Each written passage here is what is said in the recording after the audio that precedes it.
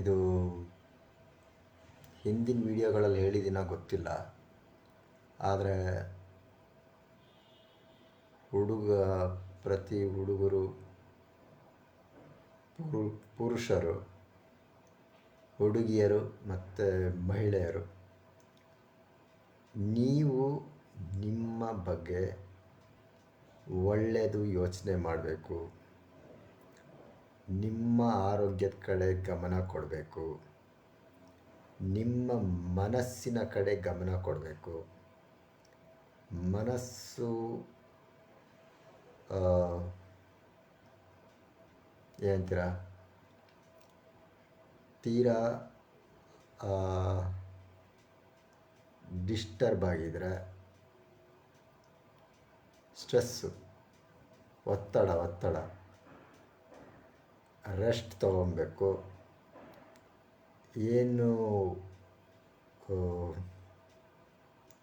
Relax ಆಗೋಕ್ಕೆ ಯಾವುದಾದ್ರು ಒಂದು ಹೊಸ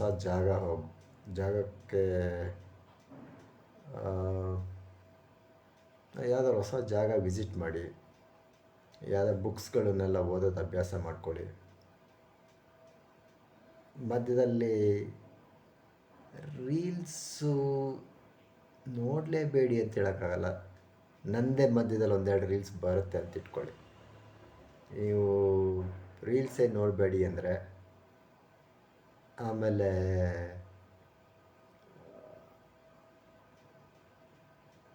ಏನೋ ಒಂದು ಆನ್ಲೈನಲ್ಲಿ ನಂದು ಯಾವುದಾದ್ರು ವೀಡಿಯೋ ನೋಡಿ ನನ್ನ ಕಾಂಟ್ಯಾಕ್ಟ್ ಮಾಡೋ ಒಂದು ಅವಕಾಶನೂ ಸಿಗ್ಬೋದು. ಎಲ್ಲ ಕಡೆ ಇರೋಕ್ಕಾಗಲ್ವಲ್ಲ, ಅದಕ್ಕೆ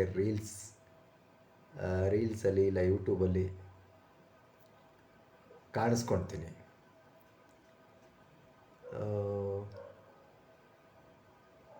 ಆನ್ಲೈನಲ್ಲೂ ಹುಡುಕಿದ್ರೆ ಆನ್ಲೈನಲ್ಲೂ ಒಳ್ಳೆಯವ್ರು ಸಿಗ್ತಾರೆ. ಆನ್ಲೈನಲ್ಲಿ ಎಲ್ಲ ಬರೀ ಫ್ರಾಡ್ಗಳೇ ಸಿಗೋದು, ಆ ಥರ ಏನಿಲ್ಲ. ಸೊ ಆದರೂ ಫಸ್ಟು ನಿಮ್ಮ ಮನಸ್ಸು, ನಿಮ್ಮ ಆರೋಗ್ಯ, ನಿಮ್ಮ ಹೇಳ್ತೀರ ತಿನ್ನಬೇಕು. ದಿನಕ್ಕೆ 3 ಸಲ ತಿಂದರೆ ಬದುಕ್ಬೋದು. ದಿನಕ್ಕೆ 2 ಸಲ ತಿಂದು ಬದುಕಿದ್ದೀನಿ ನಾನು. ದಿನಕ್ಕೆ 2 ಸಲ ತಿಂದರೆ ಅಂದರೆ ಬೆಳೆಯೋ ವಯಸ್ಸು, ಟೀನೇಜು, 20 to 30 ಏಜ್ನವರು ಎಲ್ಲ ಚೆನ್ನಾಗಿ ವೆಜ್ಜು ನಾನ್ ವೆಜ್ಜು ಬಾರಿಸ್ತಾ ಇರ್ತೀರ. ಮಧ್ಯದಲ್ಲಿ ಸ್ನ್ಯಾಕ್ಸು ಹಾಕೊಂಡು ತಿಂತಾ ಇರ್ತೀರ. ಒಂದು ಏನಿದೆ, ಸಡನ್ನಾಗಿ 35 ದಾಟಿದ ತಕ್ಷಣ ಒಂದೇ ಸಲ ಡಿಸಿಪ್ಲಿನ್ ಬರೋದಿಲ್ಲ. ಹಾಗಾಗಿ ಸ್ವಲ್ಪ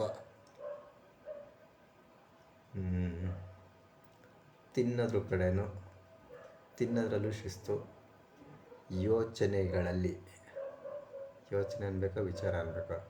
ವಿಚಾರಗಳಲ್ಲಿ ಶಿಸ್ತು.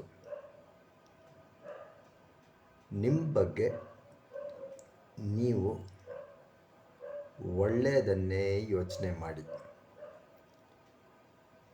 ನಾನು ನನ್ನ ಬಗ್ಗೆ ಒಳ್ಳೆಯದೇ ಯೋಚನೆ ಮಾಡಬೇಕು. ಅದನ್ನು ಅಭ್ಯಾಸ ಮಾಡ್ಕೊಬೇಕು. ನಾನು ನನ್ನ ಬಗ್ಗೆ ಒಳ್ಳೆಯದು ಯೋಚನೆ ಮಾಡಬೇಕು. ನನ್ನ ಆರೋಗ್ಯ ಚೆನ್ನಾಗಿ ನೋಡ್ಕೊಬೇಕು. ಆರೋಗ್ಯವಾಗಿದ್ದರೆ ಮನೆಯವರು ಎಲ್ಲರನ್ನೂ ಚೆನ್ನಾಗಿ ನೋಡ್ಕೊಬೋದು.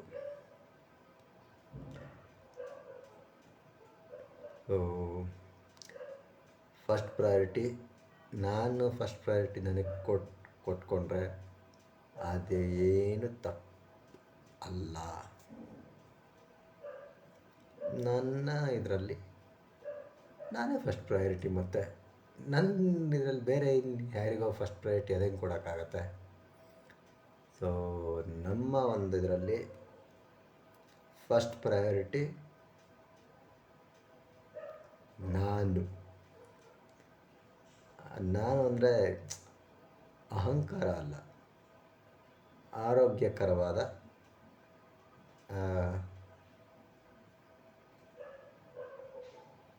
ಒಳ್ಳೆಯ ವಿಚಾರ, ನನ್ನ ಬಗ್ಗೆ ಒಳ್ಳೆಯ ಯೋಚನೆ ಮಾಡೋದು.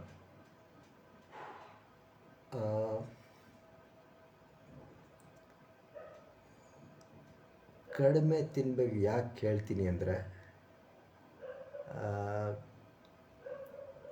ಡೈಜೆಷನ್ಗೂ ಒಳ್ಳೆಯದು. ಡೈಜೆಷನ್ ಚೆನ್ನಾಗಾದರೆ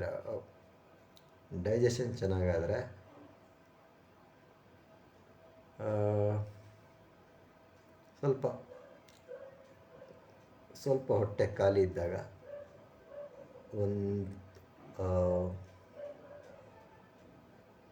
ಆಳವಾಗಿ ವಿಸ್ತಾರವಾಗಿ ಯೋಚನೆ ಮಾಡ್ಬೋದು.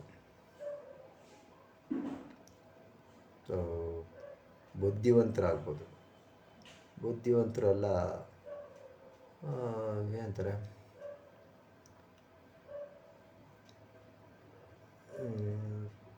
ಬೇರೆ ಬೇರೆ ಥರ ಇಂಟೆಲಿಜೆನ್ಸ್ ಇದೆ.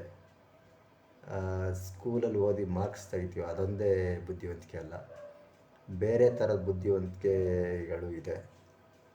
ಅದನ್ನೇ ಎಲ್ಲ ಡೆವಲಪ್ ಮಾಡ್ಕೊಬೇಕು. ಸೊ ಒಂದೇ ಡೈಮೆನ್ಷನಲ್ಲಿ ಇದು ಮಾಡಬೇಡಿ.